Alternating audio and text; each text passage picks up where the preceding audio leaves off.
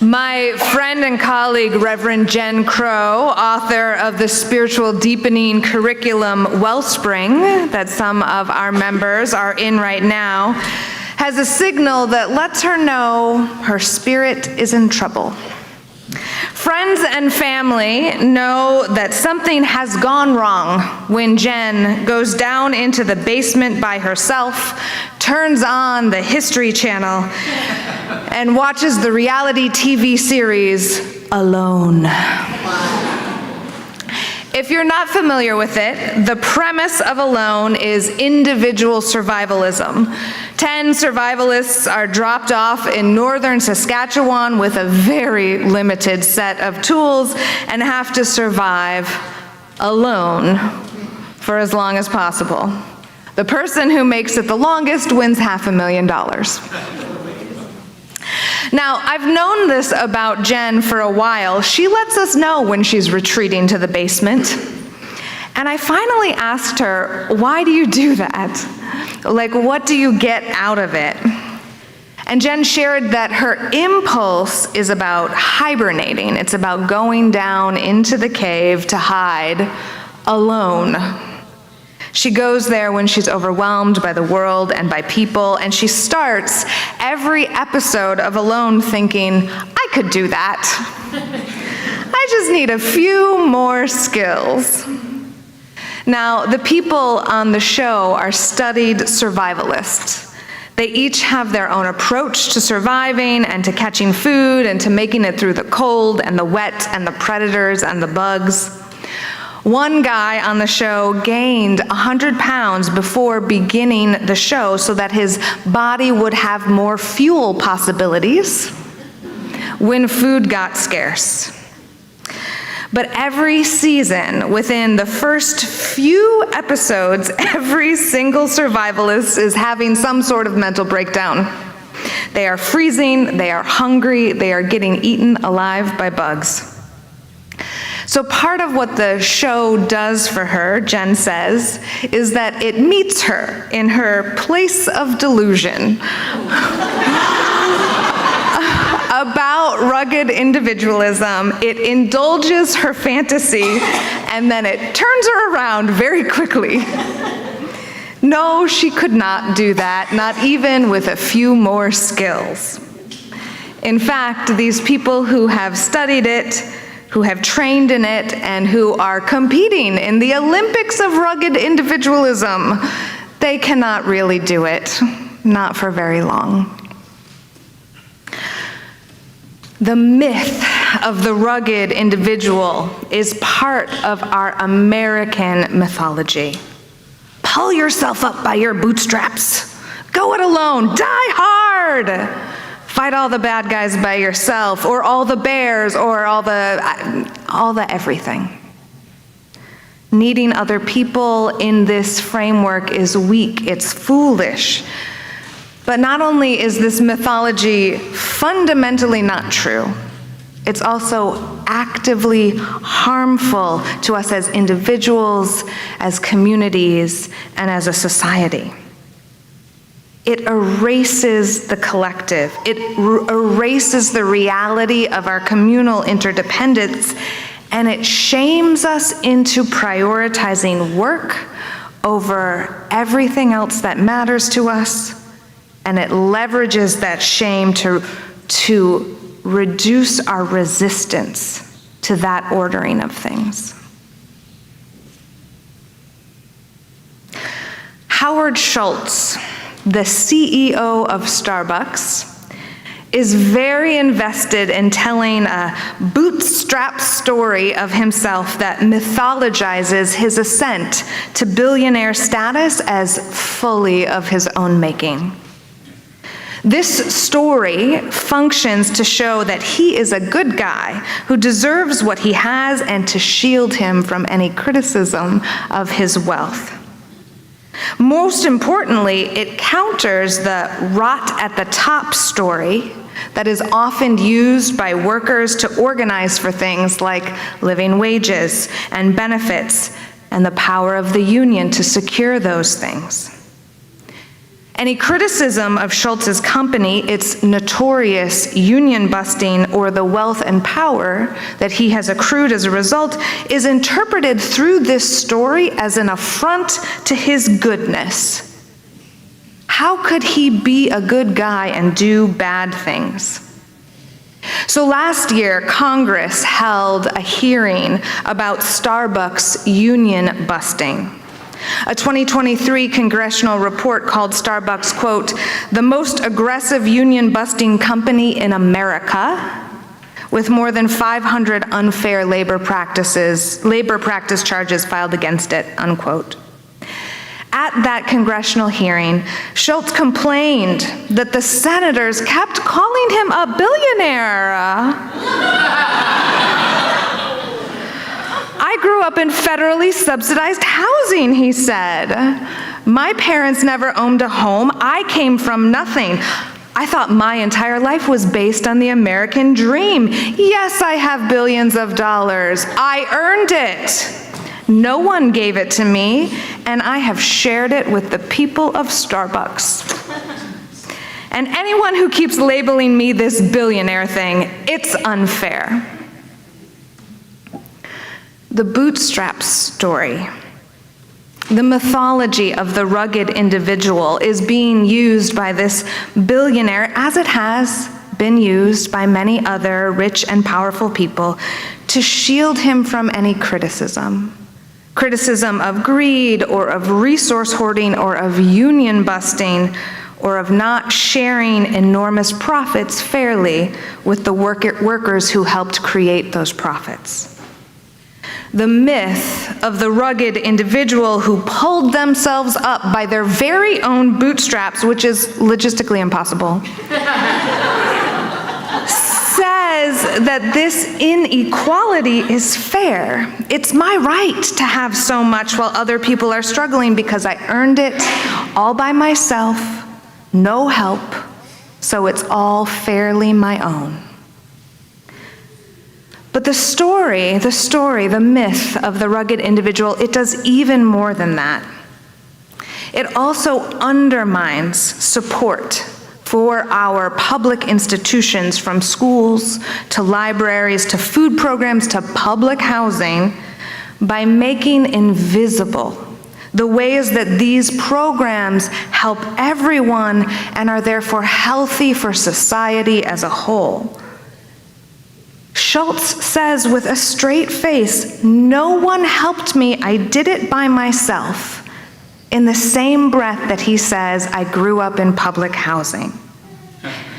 In fact, he uses public housing as his evidence that he did it all by himself, not even seeing public housing as a public good, an investment in interdependence, and one of the ways that society recognizes that none of us, not even Howard Schultz, can do it all alone.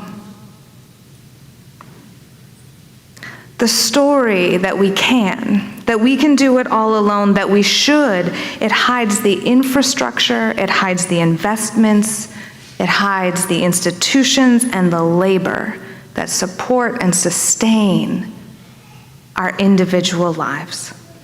Things like food and water, waste processing, health care, elder care, child care, energy.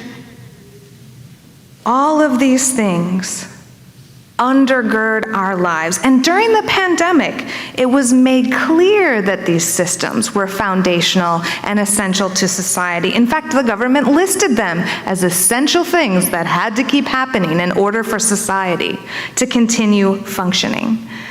In Wisconsin in 2020, there were 3 categories: healthcare, human services, which included childcare and elder care and disability support services, and critical infrastructure. Critical infrastructure is things like energy, water and wastewater, agriculture and food production, critical retail, like grocery stores and hardware stores, critical trades, like construction workers and plumbing and electricians, transportation, gas stations.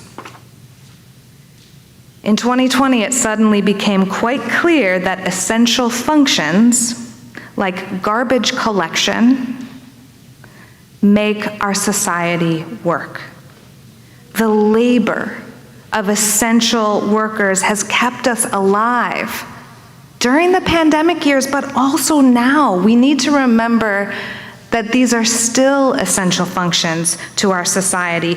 Our lives continue to depend on the trash getting picked up and the lights getting turned on. It's to our detriment as a society, but also to our own sanity, to forget the ways that we are interdependent with the labor of everyone and fall back on the ridiculous myth of the rugged individual. We depend on one another for our very lives. On an individual level, the myth of the rugged individual makes people believe that they're inadequate if they can't simultaneously hold a 40-hour-a-week job and prepare 3 healthy meals a day from organic scratch food, and exercise and meditate and read books to children and read books to themselves and garden and keep the house clean and do the dishes and compost and have a healthy social network and volunteer and travel and write a book and write another book and write poetry at night. Sometimes when I hear all of the things that we're supposed to do in order to keep ourselves healthy and well, I want to scream. It makes me feel terrible about myself. But the myth of the rugged individual is not only absurd, it is designed to make us feel terrible about ourselves. Because when our lives get too hard, this story turns our attention inward so that we circle in shame, feeling like it's our fault for not being good enough to just pull ourselves up by our very own bootstraps. And it turns us away from asking questions about how society is set up. The story of Superman, while it is a pleasurable story, it has the dark underbelly of convincing the rest of us that if we're not leaping tall buildings in a single bound, we kind of suck. And that shame spiral distracts us from asking questions about why our incredibly wealthy society has not set up adequate systems of parental leave or child care. It diverts our attention from asking why healthcare is attached to employment, and it varies depending on what kind of job you have. It turns us away from asking questions about why the United States has the largest inequality rate in the developed world. The rugged individual myth tells us that the problem is that we have simply failed to be good at everything. In his Substack on culture making, writer Tad Hargrave tells a story about a conversation he had with a friend who was feeling really bad about herself and her inability to get it all done. She was a single mom, and she was struggling with the pile of expectations that was mounting all around her. She said to Hargrave, "I feel like I should be doing a better job of juggling everything in my life." And he responded to her, "A better job or a perfect job?" And she paused, and she said, "A perfect job." This story makes us feel bad if we can't do it all perfectly. That's the expectation. That's the bar. Hargrave responded that he didn't actually think it was possible just to do all the things by oneself, let alone to do them perfectly. We human beings, we have only ever, in the history of humanity, lived interdependently. We have only ever lived together with the entire village raising the children and bringing in the food and doing the laundry and fetching the water. We collaborate, we share, we work together. This idea that we can get every single thing done alone and perfectly is absolutely absurd. We are utterly inadequate to the task of self-sufficiency. Throw us out in the middle of Saskatchewan, we will be freezing, wet, cold, and hungry very quickly. The myth of the rugged individual is a lie, and it always had been. So when Hargrave was getting off the phone with his friend, he said, well, you know, enjoy being utterly inadequate today. And she said, I will. The truth is, you are not enough to solve the problems of the world. Not any one of us is enough, nor is one nuclear family, nor one relationship or marriage, nor any single entity. We are all individually, completely inadequate to the task. And we can rest in that. We can rest in that inadequacy. We can let go of the idea of perfection and the need to do it all, because it is not possible, and it never has been. The idea that one of us might be able to is designed to shame us all into compliance with systems that benefit from us feeling badly about ourselves and from judging other people who also somehow cannot pull themselves up by their bootstraps alone. When we peel the mask of the lie of the rugged individual off and see the gentle truth of our interdependence resting behind it, we can rest too in that interdependence. Because as individuals, we are not adequate to the task. But as society, we are. As society, as a people, as communities, we have everything that we need. We can rest in our interdependence, and we can revel in gratitude for it, appreciating all the people around us and the work that they do and their way that their labor saves us. Everyone contributes to our living, to our surviving, and maybe together we could even move to a place where not only do we recognize and honor and appreciate one another's labor, but we do it so fully that everyone has the possibility of thriving. Because what would it be like if instead of clapping for nurses as they head into life-risking work during a global pandemic, instead, as a society, we decided to pay them more?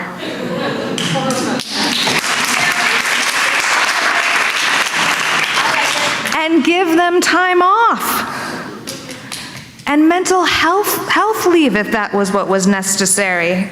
And what if, instead of saying, oh, thank you, restaurant workers, we decided as a society that working at a restaurant would include health care and benefits and a living wage?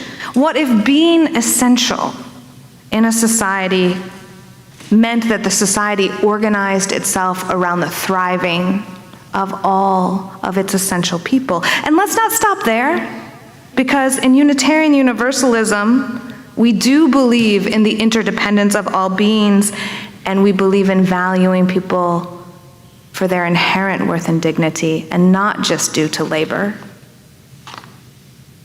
With interdependence as our frame of reality, we can develop a vision of a society that functions in a way that allows everyone to thrive. We can develop a vision of a society in which all of the people are inherently beloved and worthy, and that doesn't just mean clapping. That means being able to be well fed and cared for and have health care and have time for joy and connection and family. This radical vision is possible. There is enough in the world if we would share it equitably. It's a wild, beautiful dream, but it's not an impossible one. It just means we have to reprioritize what we value in society. It's one of the things that we practice as we gather in church. We practice radical interdependence and let you all decide how you want to contribute in a community without requirements. That's why we let you choose how you pledge. We don't tell you what the pledging is required. We don't divide the piece of the pie up evenly among everyone. We let you decide where you're going to contribute. It also is why we have so much of the church run by its members. Labor in this congregation comes from people who choose to offer their labor because they want to give to the church. The beautiful choir that we heard this morning, these are all people who said, I want to sing for you. Our finance team are a group of people who said, I want to balance your checkbook for you. Your board of trustees are people who said, I want to read a lot of policies for you. There are people downstairs right now saying, I want to look after your children for you. We are operating inside a fundamentally countercultural practice where we show up and choose what we give when we're in a position to do so, and also allow ourselves to receive when we are in the position of need. Resting in your own inadequacy, resting in my own inadequacy, in our inadequacy, is a doorway through which we can access community. Resting in the inadequacy of the individual, in the inability to do it all, opens the door to the collective, which can save us from being alone in the Saskatchewan wilderness, getting eaten by bugs. Can also save us from the hubris of, I did this all myself. I earned it.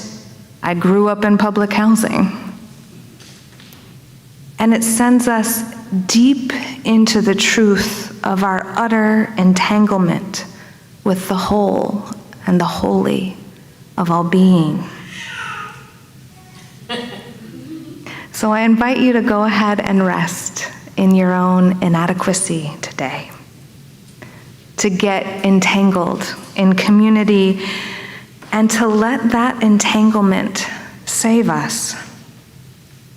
We are in this life together, so let tomorrow come tomorrow, because not by any of our will is the house carried through the night. Amen.